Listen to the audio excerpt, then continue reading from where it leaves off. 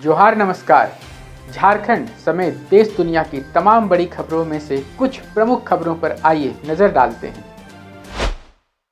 जोहार दर्शकों, स्वागत है आपका आज के ताज़ा समाचार बुलेटिन में। हम आपके लिए लेकर आए हैं झारखंड और देश दुनिया की 31 बड़ी खबरें। तो चलिए बिना देर किए शुरू करते हैं। सबसे पहले बात झारखंड की।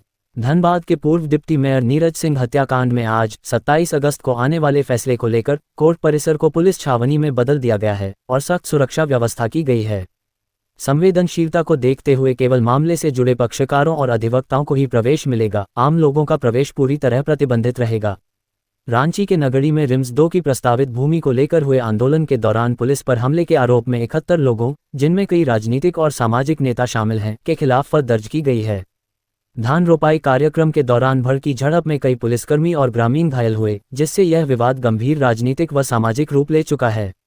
झारखंड विधानसभा में स्वास्थ्य विभाग ने स्वीकार किया कि पूर्व स्वास्थ्य मंत्री बन्ना गुप्ता ने नियमों की अनदेखी कर एक अयोग्य व्यक्ति को झारखंड स्टेट फार्मेसी काउंसिल का प्रभारी निबंधक सह सचिव नियुक्त किया था, जिसके बाद काउंसिल ने उसका निबंधन रद्द कर दिया। विधायक सरयू राय ने इसे राजनीतिक लाभ से जुड़ा षड्यंत्र बताते हुए दोषियों पर कड़ी कार्रवाई की मांग की, मगर विभाग कार्रवाई को लेकर स्पष्ट जवाब नहीं दे सका और हंगामे के कारण सदन की कार्यवाही स्थगित करनी पड़ी। कैमरून में फंसे झारखंड के 19 मजदूरों में से 17 सोमवार को सुरक्षित लौट आए हैं, जबकि हजारीबाग और बोकारो के 2 मजदूर आज घर पहुंचेंगे। 4 महीने से वेतन न मिलने पर मजदूरों ने मदद की गुहार लगाई थी, जिसके बाद विदेश मंत्रालय और राज्य सरकार के हस्तक्षेप से उनकी वापसी और बकाया वेतन की प्रक्रिया शुरू हुई।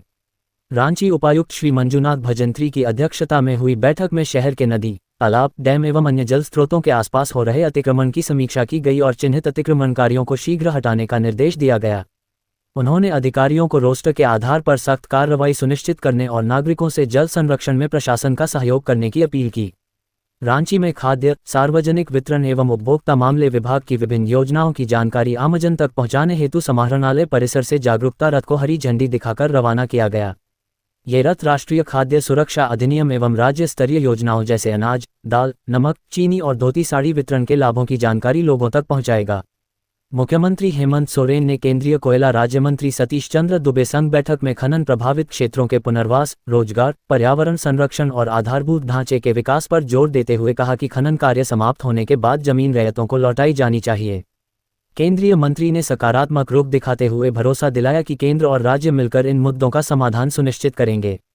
इस अवसर पर मुख्य सचिव अलका तिवारी, खान सचिव श्री अरवा राजकमल, खान निदेशक श्री राहुल सिन्हा, CMPDI के CMD श्री मनोज कुमार, BCCL के CMD श्री समीरन दत्ता, CCL के CMD श्री नीलेदु कुमार सिंह एवं BCCL के DT श्री M.K. अग्रवाल मौजूद थे। हजारीबाग भूमि घोटाले मामले में ACB ने समाज कल्याण पदाधिकारी रहे विनोद चंद्र झा को रांची से गिरफ्तार कर जेल भेज दिया।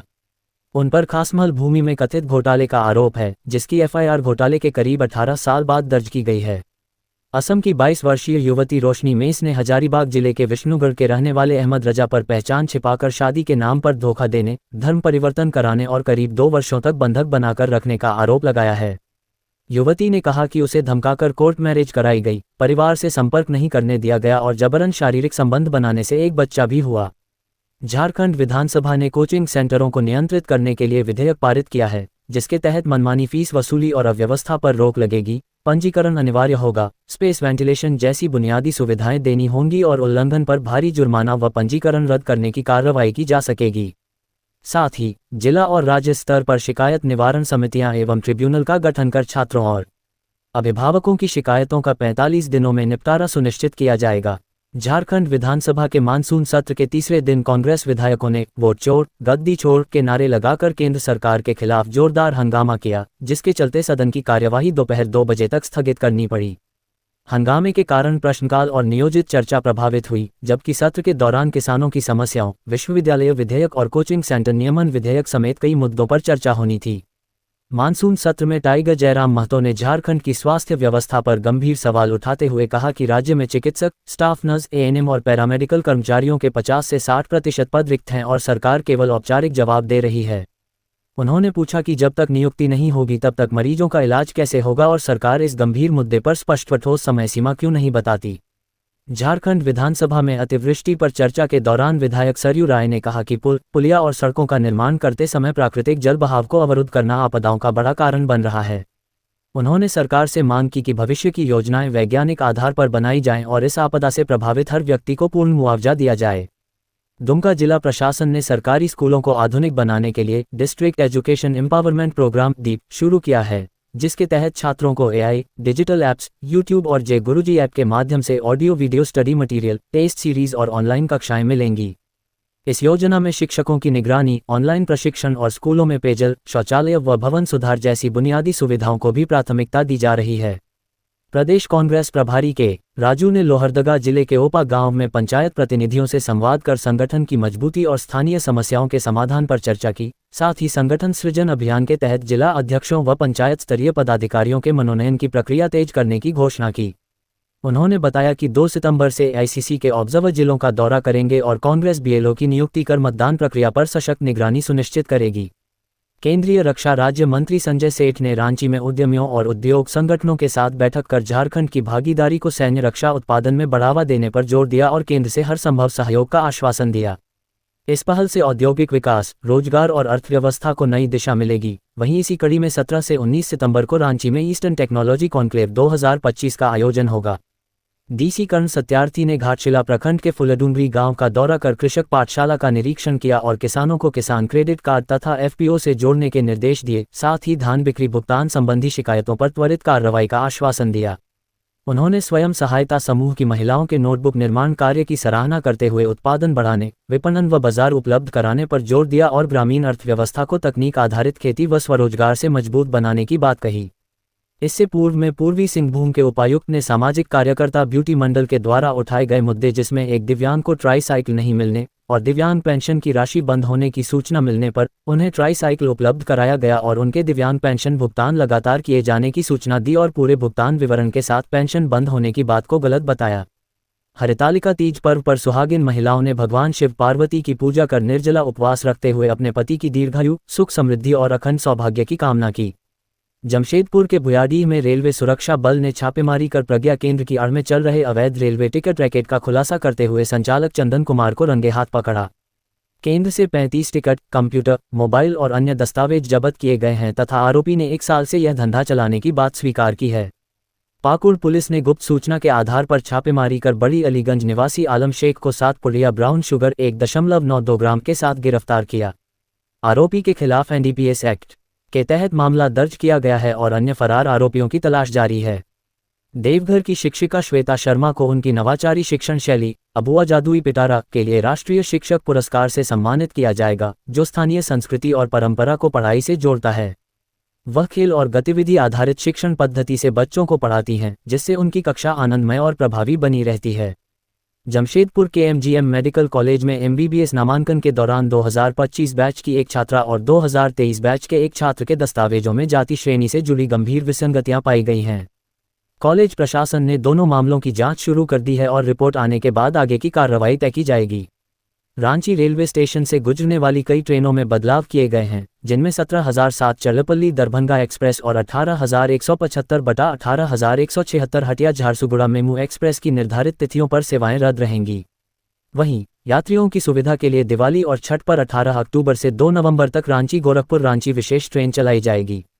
गिरिडीह पुलिस ने जमुआ रेलवे स्टेशन के पास डकैती की योजना बना रहे अंतर्राज्यीय गिरोह के 5 सदस्यों को हथियार और उपकरणों के साथ गिरफ्तार कर बड़ी वारदात टाल दी, जबकि 3 आरोपी फरार हो गए हैं। पुलिस ने उनके खिलाफ मामला दर्ज कर छापेमारी अभियान तेज कर दिया है। झारखंड की मैया योजना के तहत पात्र महिलाओं के खातों में अगस्त महीने की 13वीं किश्त यानी 2,500 रुपये की राशि 31 अगस्त से ट्रांसफर होने लगेगी, जबकि जिन लाभुकों को जुलाई की किश्त नहीं मिली है उन्हें आधार सीडिंग पूरी होने पर 5,000 रुपये एकमुश्त दिए जाएंगे। जिला प्रशासन ने खातों को आधार से जोड़ने के लिए 26, 28 और 29 अगस्त को विशेष शिविर लगाने की घोषणा की है। दूसरी तरफ कई झारखंडी युवतियों और महिलाओं ने आदिवासियों की मैया सम्मान योजना में अनदेखी का लगाया है आरोप। राजधानी रांची में भी कई आदिवासियों को नहीं मिल रहा लाभ। अब देखिए राष्ट्रीय सुर्खियां। जम्मू कश्मीर के कटरा स्थित वैष्णो देवी धाम के पास अर्धकुमारी क्षेत्र में लैंडस्लाइड से 30 लोगों की मौत हो गई, जिसके बाद यात्रा स्थगित कर दी गई है और सेना, एनडीआरएफ व एसडीआरएफ की टीमों ने अब तक 3,500 से अधिक लोगों को सुरक्षित निकाला है। भारी बारिश, बाढ़ और बादल फटने से कई घर बह गए, सड़क रेल यातायात प्रभावित हुआ और प्रशासन ने स्कूल, कॉलेज, सरकारी दफ्तरों व हवाई अड्डे को बंद कर लोगों से सतर्क रहने की अपील की है। केंद्र सरकार लग्जरी वस्तुओं और तंबाकू शराब जैसे सिन प्रोडक्ट्स पर जीएसटी टैक्स दर 40% से ऊपर बढ़ाने पर विचार कर रही है, जिसे 3 से 4 सितंबर की जीएसटी काउंसिल बैठक में चर्चा के लिए रखा जाएगा। इससे सरकार को अतिरिक्त राजस्व मिलेगा और खपत पर अंकुश लगेगा, जबकि आम उपभोक्ताओं के लिए महंगी कारें, शराब और तंबाकू उत्पाद और ज़्यादा महंगे हो जाएंगे। उत्तर प्रदेश के चित्रकूट में गुटखा न लाने पर हुए विवाद के बाद महिला ने अपने 3 बच्चों के साथ जहर खा लिया, जिससे महिला और उसकी 2 बेटियों की मौत हो गई, जबकि बेटा गंभीर हालत में अस्पताल में भर्ती है। पुलिस जांच में पता चला कि महिला ने पहले बच्चों को जहर दिया और फिर खुद ने भी सेवन कर लिया। तो शादी रिश्ता तय करने से पहले कहीं गुटखाखोर तो नहीं है दूल्हा। छत्तीसगढ़ में पिछले 18 महीनों में नक्सल विरोधी अभियान के तहत 453 नक्सली मार गिराए गए, 1602 ने आत्मसमर्पण किया और 1591 गिरफ्तार हुए, साथ ही 1162 बारूदी सुरंगें निष्क्रिय की गईं। बस्तर क्षेत्र में अब स्कूल, सड़क, बिजली, रेलवे और स्वास्थ्य सुविधाओं के साथ तेजी से विकास हो रहा है तथा सरकार 2026 तक नक्सलवाद पूरी तरह खत्म कर क्षेत्र को शांति और समृद्धि का केंद्र बनाने के लक्ष्य पर काम कर रही है। ग्रेटर नोएडा की निक्की भाटी हत्या मामले में परिजनों ने पति और ससुराल पक्ष पर 35 लाख रुपए नकद और लग्जरी कार की मांग पूरी न होने पर उसे जिंदा जलाने का आरोप लगाते हुए दहेज हत्या का केस दर्ज कराया है।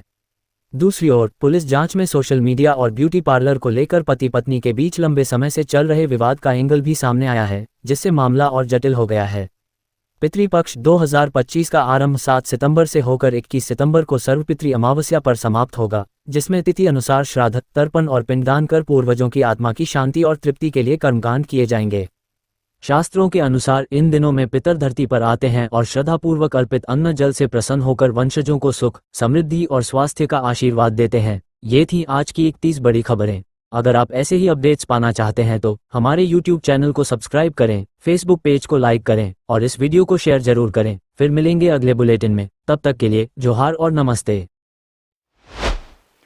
तो कैसी लगी आपको हमारी ये खबर, ये हमें कमेंट बॉक्स में लिखकर ज़रूर से बताएं और ऐसे ही नवीनतम ताज़ा अपडेट्स, खास खबरों से रूबरू बने रहने के लिए बने रहें हमारे संग। कैमरा के पीछे से मेरा सहयोग कर रहे अजय महतो, आनंद चौहान के साथ मैं विजय दत्त पिंटू रांची।